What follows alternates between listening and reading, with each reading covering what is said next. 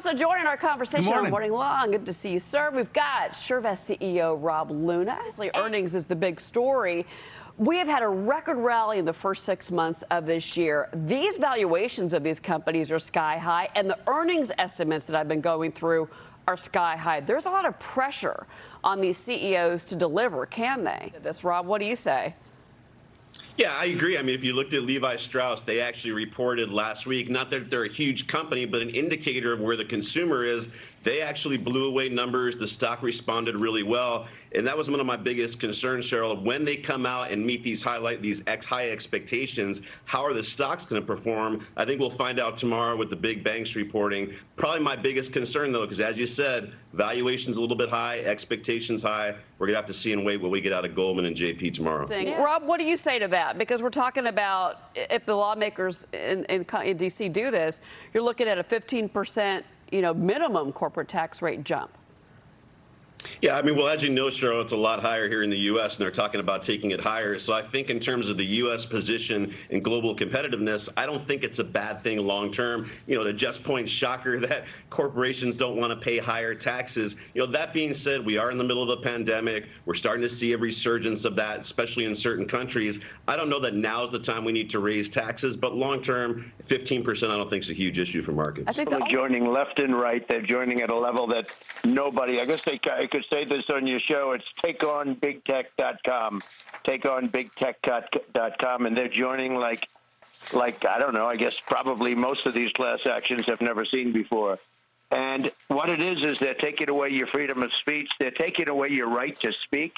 They're taking away everything, and they get powers.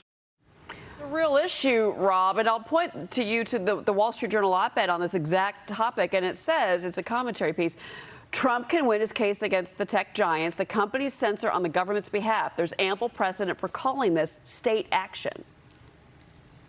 Well, yeah, and I think to Sean's point, Cheryl, at the end of the day, even if he doesn't win, the fact that he's bringing this to light is extremely important. When you look at platforms like Twitter, Facebook, Instagram, and you look at the generation of millennials who are cradle to grave with technology in their hand, this is such an important media platform. And the inability to get out there and express yourself, especially in politics, to such an important demographic, I think is a huge issue. So like I said, to Sean's point, I think it's very good that this is coming to light. Whether or not he wins, we're going to have to wait and see, but a very important topic. Yeah, Whitaker was saying it's probably going to the Supreme Court. You can just kind of chalk that up now. Guys, thank you very much. We'll see you in the next few minutes. It is time for the Morning Buzz. Win a free flight to the final frontier. Virgin Galactic giving away 2 free seats on its first commercial space flight next year.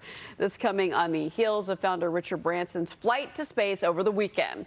People interested in going to the final frontier can make a charitable donation to Omaze to help fund future space travel. Submissions will be accepted until September 1st. Winners will be announced later that month.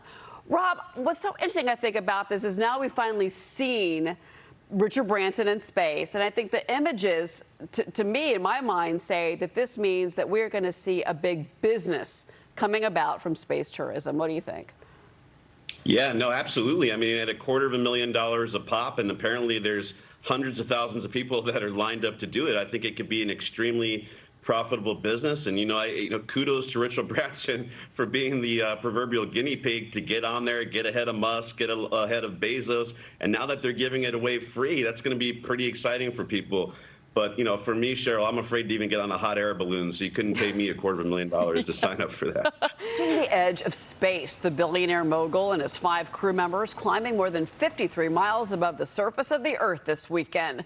Branson's groundbreaking trip opening the door for more space tourism, with Virgin Galactic planning commercial flights starting next year. The billionaire space race rolling on next week. You've got Jeff Bezos making his first trip into the unknown. Rob, is this a business for billionaires only, or is there more ahead?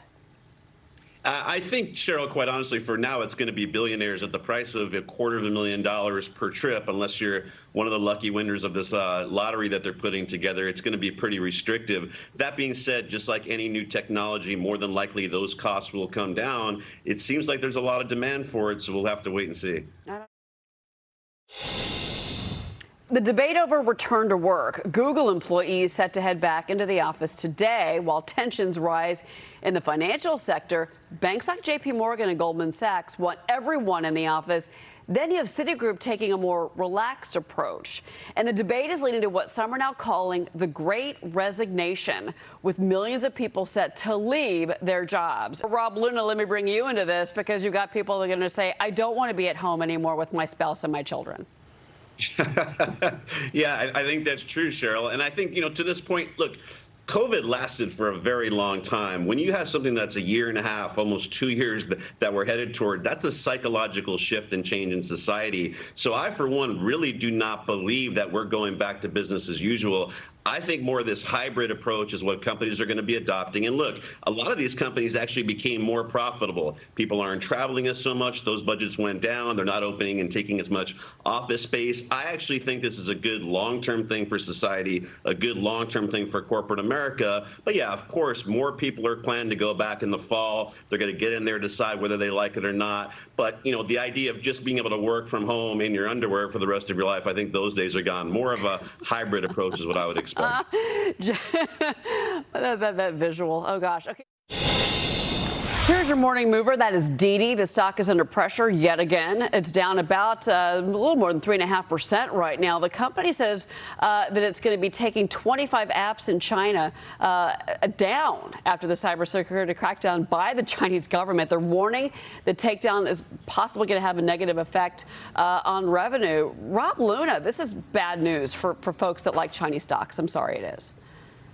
Yeah, it is. And right now, quite honestly, Cheryl, with U.S. companies, almost 50% of S&P earnings coming from overseas, investors in the U.S. really don't need to take on that kind of risk right now. Bachelor and bachelorette parties are seeing a huge boom in 2021. According to Wedding Wire, party attendees are celebrating for longer. Now it's 3 days instead of 2 on average. And spending is up. 74% of men, 66% of women say they're going to spend more on the parties, like about $1,000 more, because there's no more COVID restrictions. Here are the destinations for both men and women: Las Vegas, Los Angeles, Miami, New York City. Rob, you're getting married in October, right? Yes, yeah, in October. Are you going to have a party? A bachelorette party? Bachelor party? Yeah, we haven't been the bachelor party yet. We're getting married in October in New York City. I live out in Los Angeles. But yeah, I think, look, Cheryl, we've been locked up for so long. I've never had more interest in a wedding in my life than people that want to get away to this. So bachelor party, I'm not sure, but I'll tell you this. If I do wind up having a bachelor party, it's definitely going to be alcoholic drinks. We're not drinking any of that high caloric sugary stuff. Okay. And most of all, this is about freedom of speech. Big tech is not allowing, and the internet is not the open marketplace of ideas that it was always supposed to be, and that concerns me a lot. It's a First Amendment a right. It's why the president is suing. Whether you like the president or don't like the president isn't the issue. He was the president. He has a right to be on this open marketplace of ideas. And Rob Luna, I want to bring you into this because, again, this is trillions of dollars that are on the line here against these companies. Yeah, I mean, absolutely. And as we were saying earlier, I mean, these are such important platforms today for whatever it is you need to do, business, running for office. Obviously, we talked about the millennial generation, the largest generation in U.S. history. That's the way they're consuming media. So if we're allowing Hollywood, we're allowing these big technology companies to construct that narrative, that's a very slippery slope. So kudos to President Trump for bringing this up. Whether or not, what the outcome is going to ultimately be, I'm not sure. But this is a very important issue that he's bringing to light. Well, and it's a class action lawsuit, and it's likely going to the Supreme Court. Many experts have told us. Rob, congratulations. It's awesome. Thanks so much, Aaron. All right. Lucky girl. Thursday, we had a huge sell-off because there was worries about a potential slowdown in U.S. growth. But this week, everything could change. You've got a lot of big earnings coming out. We're kicking it off tomorrow. We've got PepsiCo, Delta, The two banks, JP Morgan Chase, Goldman Sachs, are going to be tomorrow. Bank of America's coming out this week. Yeah. I don't know, 0% growth. I think that's ridiculous. And I've seen those same calls, and I agree with you. I think it's silly. But, you know, I do want to bring in Rob Lune into this because, you know, this journal survey of economists, they're talking about inflation and they're talking about these forecasts for earnings, Rob. But at the same time, they're saying that higher inflation is here to stay and that we're going to see, you know, we're looking at for the fourth quarter, 3.2%. I'm not sure that Brian agrees with that, but what do you say? Yeah, Brian's a smart guy. Good to see you, Brian. And he's a really smart guy. I happen to absolutely agree with him. We've been saying also we believe this is transitory. And okay, 3.2%. Historically, I think you look at most investment policy statements, everyone's at around 2.5% on inflation anyway. So the fact that we're going to get there in the next year and a half, I don't think that's a big issue. It makes sense what's going on with bond prices right now. You know, I don't want to see them go much lower, but we're right in that sweet spot. I think valuations are really decent, especially if you look at some of those growth areas of technology. You talked about futures. I think that makes sense. If inflation isn't that big of an issue, you want to go to some of these companies with pristine balance sheets, like a company like Facebook, still growing 25%. Climate hypocrisy. Billionaires from tech, media, and finance descending on Sun Valley, Idaho, last week to discuss several issues, including climate change. This is many of the attendees used a major source of greenhouse gas emissions to get there, their private jets. The FAA actually temporarily banning planes on the West Coast from taking off to avoid congestion around Sun Valley's airspace. But you know, Rob, I remember, look at the Sundance Film Festival when all these celebrities go to Park City. They land with their private jets. They've got 5 SUVs to pick up 1 star. Take your pick. It's just ridiculous. Like, practice what you preach.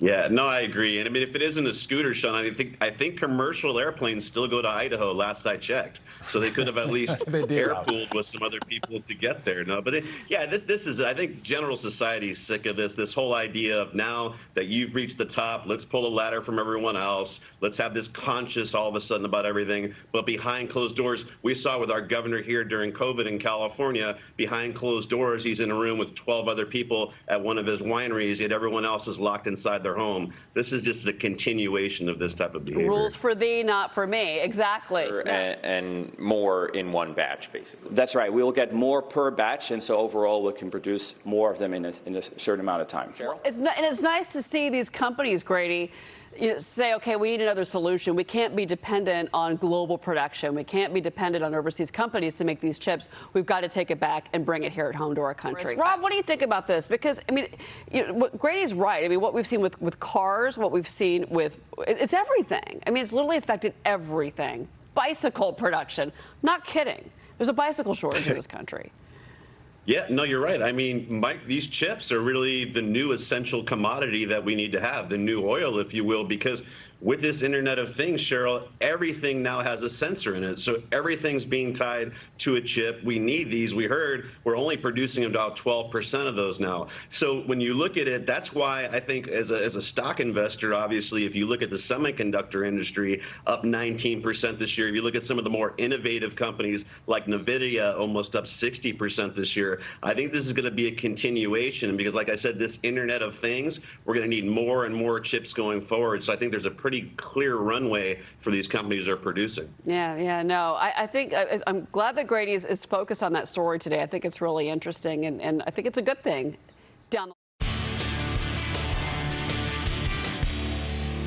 It's time for the Morning Buzz. The world's deepest dive pool is now open in Dubai. This is cool. It's 196 foot deep. It's got enough water to fill 6 Olympic-sized swimming pools. Divers can experience an underwater city with sunken city apartments. There's an arcade. The facility also has a restaurant with large windows and TVs for non-divers to watch. Right now, visits are by invitation only, but the pool's going to open to the public later this year.